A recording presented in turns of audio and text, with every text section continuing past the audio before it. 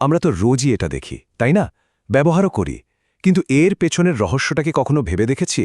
হ্যাঁ, আমি ইউআরএল বা ওয়েবসাইটের ঠিকানার কথাই বলছি। এটা অনেকটা ওয়েবের একটা গোপন ভাষার মতো, যেটা আমাদের পুরো ডিজিটাল দুনিয়াকে এক সুতোয় বেঁধে রেখেছে। চলুন আজ এই ভাষাটারই পাঠোদ্ধার করা যাক। আচ্ছা, পুরো ব্যাপারটা শুরু হয় কিন্তু একদম সাদামাটা একটা জায়গা থেকে।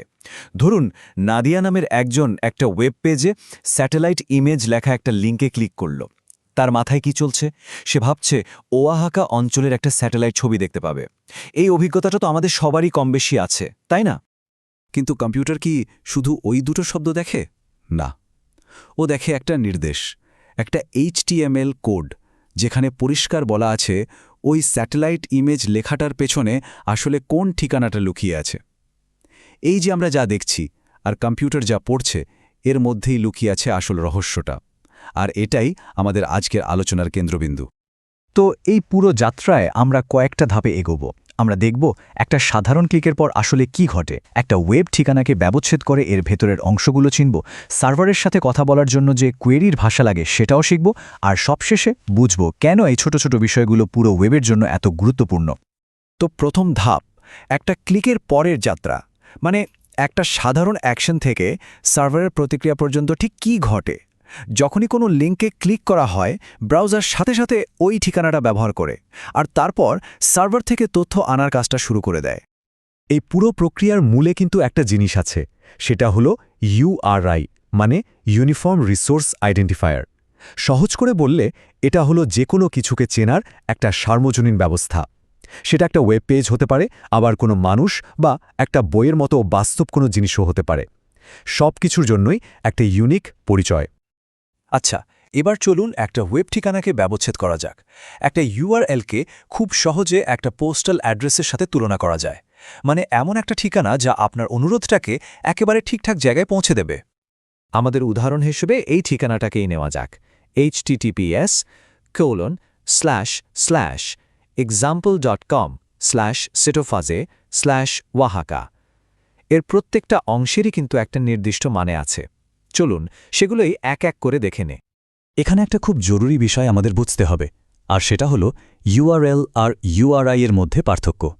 একটা ইউআরএল বা ইউনিফর্ম রিসোর্স লোকেটর আসলে এক ধরনের ইউআরআই, কিন্তু এর বিশেষত্ব হলো এটা শুধু বলে না যে রিসোর্সটা কি, বরং এটাও বলে দেয় যে সেটাকে কিভাবে খুঁজে পাওয়া যাবে। এই কিভাবে খুঁজে পাওয়া যাবে অংশটাই আসল, নামেই তো আছে লোকেটর, তাই না? একটা ইউআরএল এর মূলত তিনটা প্রধান অংশ। প্রথমটা হলো স্কিম, যেমন HTTP, এটা হলো কিভাবে তথ্যটা আসবে, মানে কোন নিয়ম বা প্রোটোকল ব্যবহার হবে। দ্বিতীয়টা হলো হোস্ট, যেমন example.com, এটা হলো কোথায় তথ্যটা আছে, মানে সার্ভারের নাম, অনেকটা কোনো শহরে যেতে হবে সেটার মতো। আর শেষে আছে পাথ, যেমন স্যাটেজমেজ ওয়াহাকা, এটা হলো ঠিক কী জিনিসটা আনতে হবে, মানে নির্দিষ্ট ফাইল বা ফোল্ডার, একদম বাড়ির ঠিকানার মতো। কিন্তু শুধু রিসোর্সটা খুঁজে পেলে তো সবসময় কাজ হয় না, তাই না? অনেক সময় সার্ভারের সাথে আমাদের আরও নির্দিষ্ট করে কথা বলতে হয়, আর ঠিক এখানে কাজে আসে কোয়েরির ভাষা। একটু ভাবুন তো, যদি আপনার অনুরোধটা আরও নির্দিষ্ট হবার দরকার পড়ে, যেমন ধরুন আপনার একটা ছবির শুধু লাল রঙের আর বড় সাইজের ভার্সনটাই লাগবে, তখন কি করবেন? এই সমস্যার সমাধানই হল কোয়েরি স্ট্রিং। দেখুন, একটা সাধারণ ঠিকানার শেষে একটা প্রশ্নবোধক চিহ্ন, মানে প্রশ্নচিহ্ন, যোগ করলেই সার্ভারের সাথে একটা বিশেষ কথোপকথন শুরু হয়ে যায়।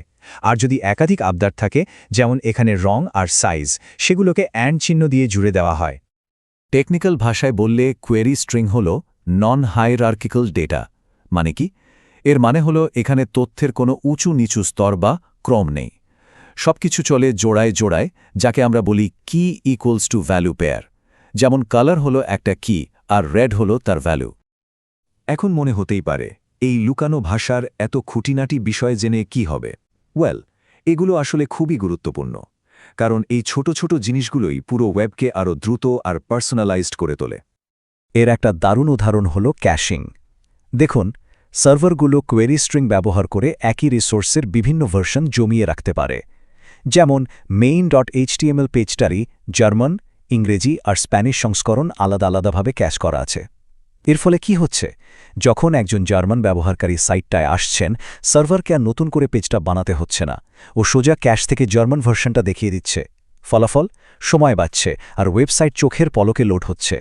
তবে এই সিস্টেমটাকে ঠিকঠাকভাবে কাজ করানোর জন্য কিছু নিয়ম মানতে হয়। যেমন প্যারামিটারগুলোর ক্রম কিন্তু খুব জরুরি।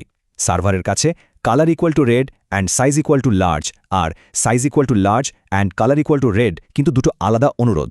আরও কিছু নিয়ম আছে, যেমন হোস্টের নাম ছাড়া ইউআরএল এর বাকি অংশ কিন্তু কেস সেন্সিটিভ হয়। প্যারামিটারগুলোকে অ্যান্ড দিয়ে আলাদা করতে হয় আর শব্দের মধ্যে আন্ডারস্কোরের চেয়ে হাইফেন ব্যবহার করাটাই ভালো। তাহলে সব মিলিয়ে আমরা কি বুঝলাম? ইউআরএল হলো আসলে পুরো ওয়েবের একটা সার্বজনীন ব্যাকরণ। এটা সেই অদৃশ্য স্ক্রিপ্ট যা আমাদের গোটা ডিজিটাল দুনিয়াটাকে চালাচ্ছে আর ইন্টারনেটের বিশাল তথ্যভাণ্ডারকে আমাদের হাতের মুঠো এনে দিচ্ছে। একটা সাধারণ ক্লিক থেকে শুরু করে একটা জটিল কথোপকথন পর্যন্ত এই পুরো যাত্রায় ইউআরএলই হলো সেই স্ক্রিপ্ট যা ওয়েবকে শক্তি যোগায়। এটা শুধু একটা ঠিকানা নয়, এটা একই সাথে একটা নির্দেশ, একটা প্রশ্ন আর সার্ভারের সাথে কথা বলার একটা পরিপূর্ণ ভাষা। এখন তো আপনারা ওয়েবের এই গোপন ভাষাটা জেনে গেলেন। এরপর যখন ইন্টারনেট ব্রাউজ করবেন, অ্যাড্রেস বারের দিকে একটু খেয়াল করে দেখবেন। হয়তো এবার নতুন কিছু চোখে পড়বে যা আগে খেয়াল করেননি। কি বলেন?